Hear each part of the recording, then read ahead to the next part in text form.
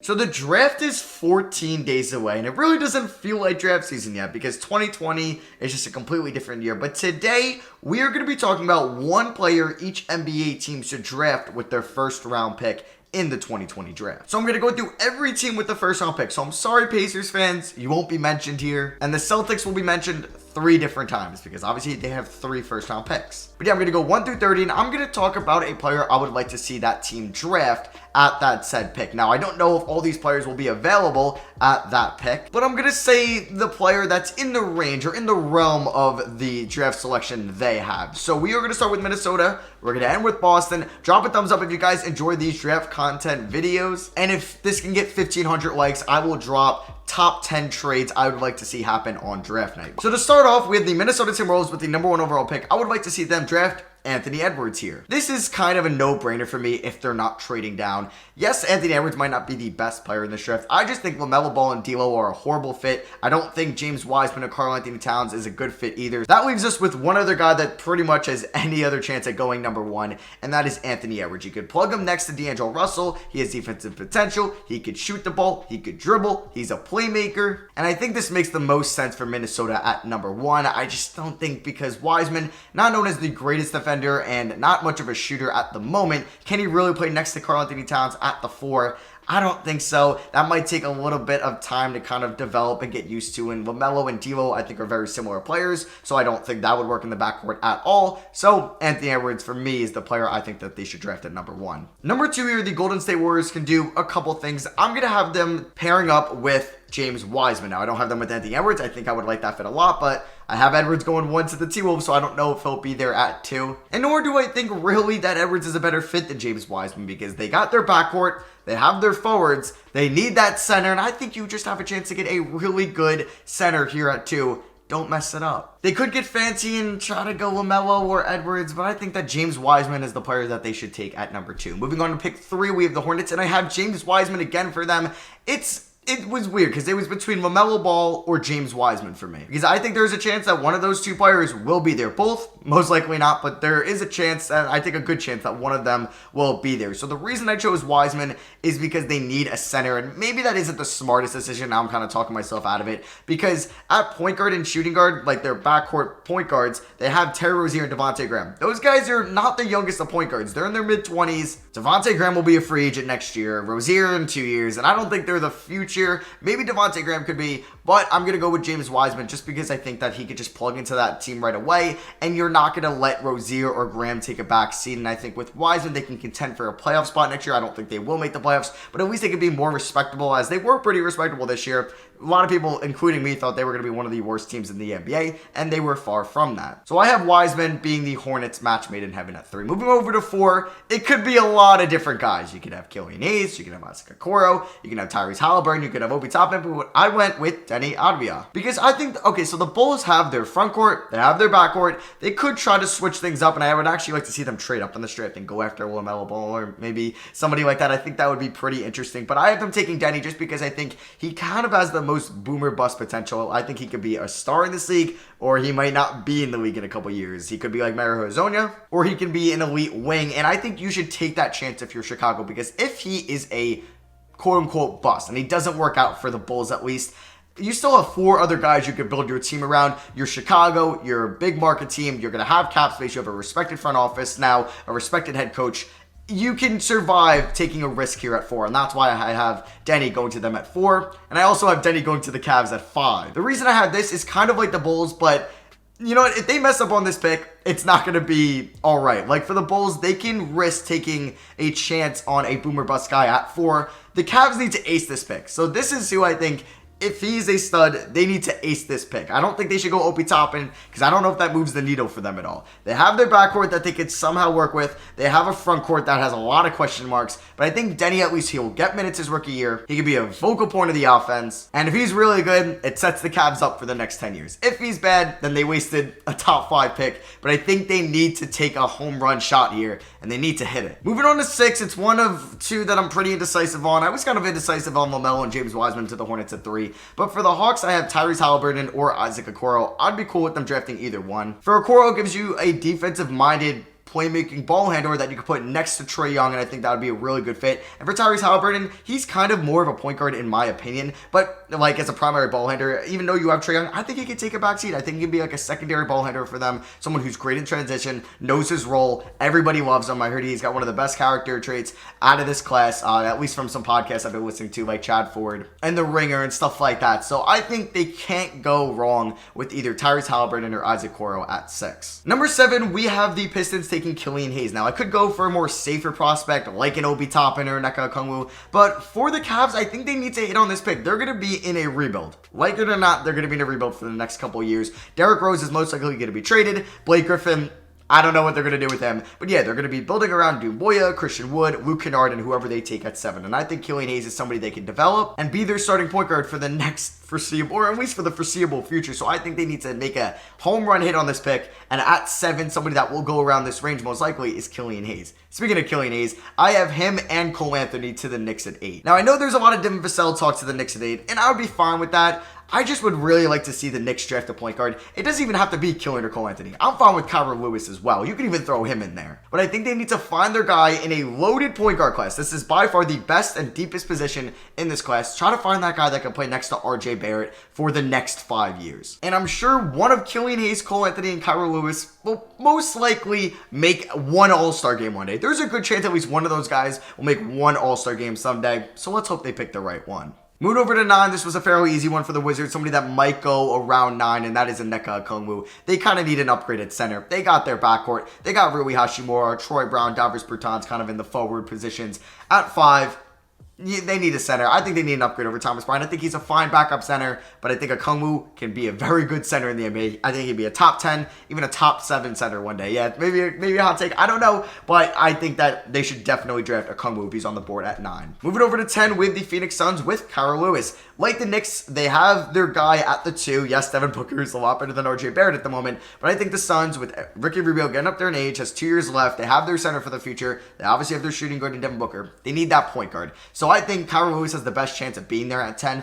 Probably Cole Anthony as well. I really can't see Killian Hayes or Tyrese Halliburton falling to 10. And they can get that guy that can play with Devin Booker for the rest of his son's career. If that's sooner than later, they can get somebody that can play with DeAndre Ayton. I think they need their point guard at 10. And it's going to be, I think, Kyra or Cole Anthony. Here I have Kyra. 11 to the Spurs. I would like to see them draft Aaron Nesmith, a great shooter, one of the best shooters in this draft, one of the best shooting wings in this draft, out of Vanderbilt at 11. DeMar DeRozan could either be traded in this offseason or he's going to be gone in 2021. Aldridge will most likely be gone as well. And they're getting older in those sense. At least their 2 best players are most likely out the door. And it's a new era in San Antonio with DeJounte Murray, with Lonnie Walker, Derek White, Keldon Johnson, Luka Šamanić. It's a new era in San Antonio. And I think Aaron Nesmith is a good jumpstart to that new era. 12 for the Kings. It could be a couple of guys. I had RJ Hampton. I was thinking of Precious Achiuwa, but I ended up going with Patrick Williams. So in mock drafts, Williams is kind of going from like the 9 to 14 range. There's a good chance he'll go in the lottery due to his defensive potential because he's a really good defensive player already, and I think the Kings could definitely use that. They will have De'Aaron Fox. We'll see if they trade Buddy Hield. I think they will, but they'll either have Bogey or Buddy Hield at the 2. Kind of have Barnes at the 3. They have Holmes and Bagley in the front court, but I think Williams gives you a chance to play somebody at that 3 or 4. He can be a really good defensive guy next to Rashawn Holmes or Marvin Bagley or Harrison Barnes. So I think that they should go with Patrick Williams if he's there at pick 12. 13, the Pelicans. I wanted them to go for somebody that's kind of like a run and gun guy. He's going to be mentioned for like the 4th time here. Or I guess it'd be the 3rd, and that is Kyra Lewis. I think Kyra Lewis will go. He can go as high as to the Knicks at 8, but I don't really see that happening. But he could go to like the Suns at 10. Maybe he'll go to the Kings at 12, or he could fall to, who knows, the Magic at 15. But I'm going to have the Pelicans on my wish list for them to draft Kyra Lewis. I mentioned the Lonzo Ball thing, how he's a restricted free agent in 2021. Who knows if they're going to want to pay him a lot of money, but hey, even if they're going to bring him back, bring another guy that has that kind of run and gun tempo off the bench in Kyra Lewis. He's definitely an upgrade over Frank Jackson, so I would be a fan of that. And to wrap out the lottery, we have the Boston Celtics, their pick from the Grizzlies, taking Precious Achiuwa. Well, I'm saying taking like it's a mock draft, but this isn't a mock draft. But they need that rim protector at 5, and I don't think Achiuwa is the guy, but he's somebody that can at least potentially be that guy. I think he has more potential to be a starting center in the NBA as a good rim protector than Robert Williams. And even as a rim protector 5, maybe over Grant Williams as well. And if he's there at 14, the Celtics have 3 first-round picks, and who knows if they're going to make a trade this offseason. I think they should use one of those on Precious Achiuwa, at least the highest one at 14. So first pick outside the lottery for the Orlando Magic. It's a guy that could potentially go to, I mentioned him, to the Knicks at 8, or he can go in the 20s, who knows, and that is Cole Anthony. I would like to see them draft Cole Anthony because I think Markelle Fultz, he's the guy for right now in Orlando, but I would like to see them draft maybe a backup point guard or somebody that can play off of Markelle Fultz, or at least just be the guy behind him. Who knows if Markelle Fultz gets injured again, or he just doesn't work out. At least you kind of have a plan B, and I think Cole Anthony is pretty good. I am high on Cole Anthony. I think he's a top 10, 11 guy in this class, and I would like to see the Magic draft Cole Anthony if he slides the 15. 16, the Trailblazers. I would like to see them draft Saddiq Bey if he's on the board here. A good scoring wing who's a solid defender out of Villanova. They desperately need wing help. They have Lillard, they have McCollum, they have Gary Trent. Who is their starting small forward at the moment? Melo? Trevor Ariza, yeah, they can use for a fresh young guy there. And if Saddiq Bey is on the board at 16, I think this is a match made in heaven. Now, this is the second first-round pick for the Minnesota Timberwolves. This one's from the Nets that they traded to Atlanta and the Allen Krebs salary dump last year. And then Atlanta traded it to Minnesota in that 4-team trade for Clint Capella. But speaking about Minnesota, this is a 2-person one here, and it's like I have Anthony Edwards going number 1 to them, or the guy I would like to see them draft at number 1, and the guys I would like to see them draft at 17 are 2 players that could potentially be forwards next to Karl Anthony Towns, 1 being Jalen Smith out of Maryland, and 2 being Precious Achiuwa out of Memphis. It's weird to say, but Taj Gibson has kind of been the best forward next to Karl Anthony Towns in his NBA career, so I would like for them to find that guy in this draft, free agency, or either it's a trade or not, to be that guy next to Karl Anthony Towns. If they're not taking that guy at 1, which I don't think they are, I would like to see them find that guy at 17. 18, if he's on the board, I would like to see the Mavericks take Alexis Pokusevski. And Pokusevski is a foreign big who could shoot the ball. It's a lazy pick, I know, because they have Maxi Kleber, they have Kristaps Porzingis. They have a big foreign kind of team already. They have a lot of foreign players on that team. But I think finding that spot-up shooter who could maybe be an upgrade over Dwight Powell, I think you got to do that. I'm not sure where Pokusevski is going to go. Is he going to go at 15? Is he going to go at 18? He might fall into the 20s. Who knows? But if he's there at 18, I think it would be cool if the Mavericks took him. Moving on to the Nets at 19. This might be high, but I think he'll be here. It's Desmond Bane out of TCU. He's one of the best shooters in this draft. He might be the best shooting wing over Aaron Nesmith. I think it's him and Desmond Bane. Aaron Nesmith at Bane as the 2 best shooting wings in this draft, and then obviously the shooting guards. Or the shooting kind of point guard we'll get to in a little bit, actually the next pick. But yeah, Desmond Bane, I think especially if they move Karis LeVert, they could really use him. Or even if they don't move Karis LeVert, because LeVert will start at the 2, they can use him as a scoring wing off the bench, and I think they definitely need that bench help to run kind of the second unit with Joe Harris. He'd be an upgrade over TLC and Garrett Temple. So I'd like to see Bane, who has a good chance of being there at 19, to go to Brooklyn. On to 20, I just mentioned that guard. I actually have 2 guards here that I'd like to see Miami draft. One being Tyrell Terry, other one being Trey Jones. 2 different players. Trey Jones is kind of more of a quarterback, like court general, somebody that can slow down the offense, find the guys who need to do what they need to do, facilitate the ball. Tyrell Terry is more kind of a shooter, playmaker. He needs the ball in his hands to kind of score. But with Dragic possibly gone, Kendrick Nunn as well, I would like to see them draft a point guard here at 20, and if Tyrell Terry is there, go him. If not, go Trey Jones. And speaking of Tyrell Terry, I have him to the Sixers at 21. A lot of people saying he is a riser. He might go in the lottery, so he might not be here at 20 or 21, but there's a chance he will be. It's not like I'm having Anthony Edwards here. But yeah, for Philly, they get a shooting point guard who can either slide into that starting 5, move Ben Simmons to the power forward position, or he can run that second unit with like Matisse Thybulle. Moving on to Denver at pick 22. Now, 2 of their power forwards could be gone next year. Paul Millsap, free agent. Jeremy Grant is opting out of his player option to be an unrestricted free agent as well. So I'd like to see them find that replacement for at least one of those guys. They might bring back one of them, but to kind of fill the hole for one of them leaving, I would like to see them go after Paul Reed from DePaul. He's a big, strong, kind of forward center combo. He can rebound. He can run up and down the floor. He's not slow at all. So I think actually this would be a great pick for Denver at 22.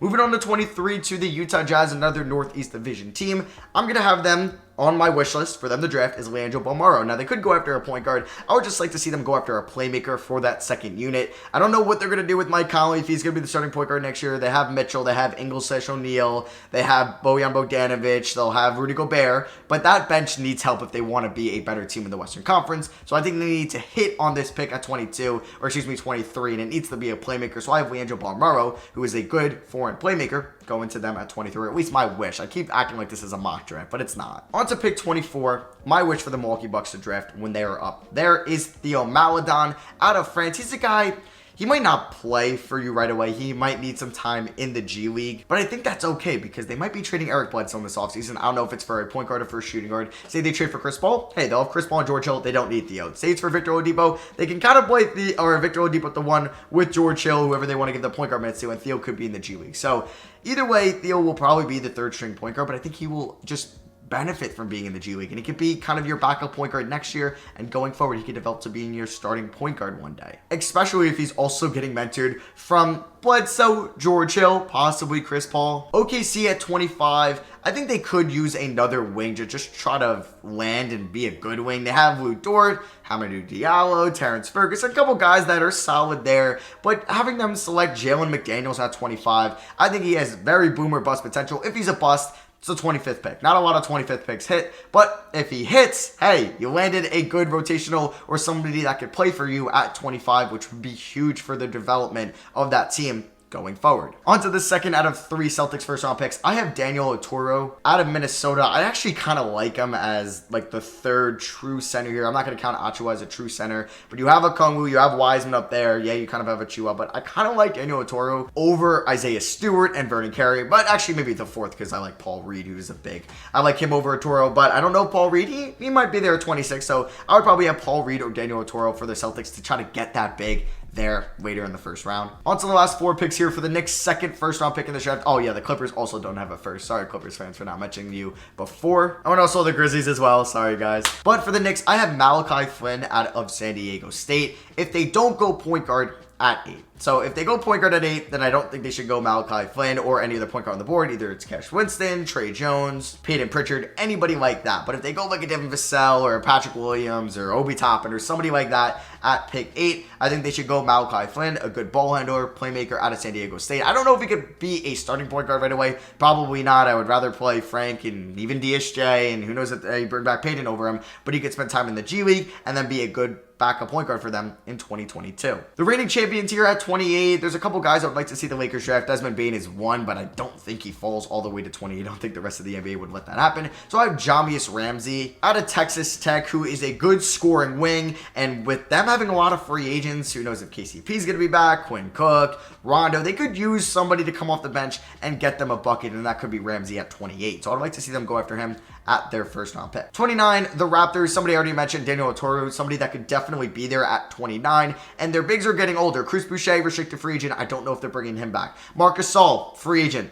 Even if they're bringing him back, he doesn't have many years left in the NBA. I don't know if he's going overseas. Serge Ibaka, getting up there in age. I think they can use kind of a big to replace one of those guys going forward, and that could be Oturu at 29. If not, maybe Isaiah Stewart. And speaking of Isaiah Stewart, I have him to the Celtics at 30. I probably should have had one point guard to the Celtics at one of these picks because I think they could use a backup point guard over Brad Wanamaker, but I really want them to find that center. Canner, probably gone.